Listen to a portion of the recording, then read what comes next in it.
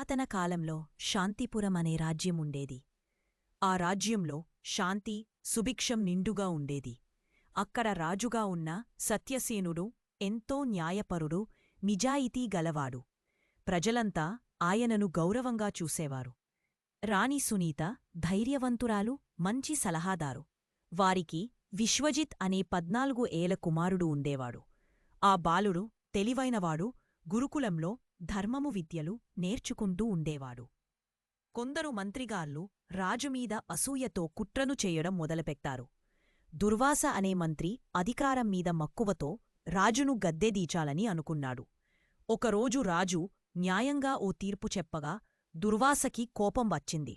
రాజు ప్రజల ప్రేమను నాటకంగా గెలుచుకుంటున్నాడు, ఇతనిని తొలగించి నేనే రాజు అవ్వాలి అని నిర్ణయించుకున్నాడు. మిగతా మంత్రులతో కలిసి దుర్వాస ఓ మాయపత్రం తయారుచేసి రాజు దేశద్రోహం చేస్తున్నాడనే అపవాదులు పుట్టించాడు. ప్రజలు మొదట ఆశ్చర్యపోయారు. కొంతమంది నమ్మలేదు, కాని కొంతమంది భయంతో మౌనంగా ఉండిపోయారు. రాజు సత్యసేనుడు కోర్టులో తనను తాను సమర్థించుకోవాల్సి వచ్చింది. నేను ఎప్పుడూ సత్యాన్ని అనుసరించాను. నామీద వదంతులు నమ్మకండి.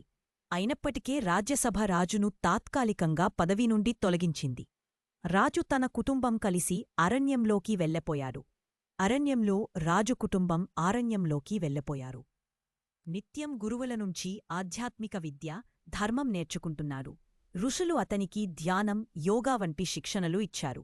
అదే సమయంలో శాంతిపురంలో కరువు, రోగాలు వ్యాపించాయి. ప్రజలు గతపాలనను గుర్తు చేసుకుని రాజును తలపెట్టసాగారు. ఒక్కరోజు ఒక వృద్ధ మంత్రి దుర్వాస కుట్రను ప్రజల ముందు బయటపెట్టాడు. ప్రజలు కోపంతో ఉద్యమించారు.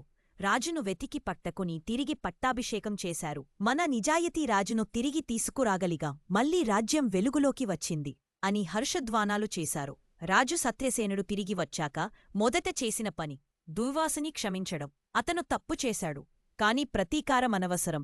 ధర్మం మాకు ముఖ్యం. అతనిని రాజ్యం నుండి వెళ్లగొడదాం, శిక్ష వద్దు అని తీర్మానించారు. తరువాత రాజు తన కుమారుడు విశ్వజిత్ను రాజ్యానికి వారసుడిగా ప్రకటించారు. విశ్వజిత్ తన తండ్రిలా ప్రజలతో కలిసి పనిచేయాలని నిర్ణయించుకున్నాడు. మంచి పాలన అందించాడు. రాజ్యం మళ్లీ సుభిక్షంగా మారింది. ప్రజల హృదయాల్లో సత్యానికి విలువ మరింత బలంగా నిలిచింది. సత్యం కొన్నిసార్లు ఆలస్యంగా వచ్చినా చివరికి గెలుస్తుంది. ధర్మం అనుసరించిన వారికి జీవితంలో ఎప్పటికీ విజయం లభిస్తుంది. మా టైనీ తెలుగు టేల్స్ ఛానల్కి సబ్స్క్రైబ్ చేయండి. ఇలాంటి మరిన్ని మంచి కథల కోసం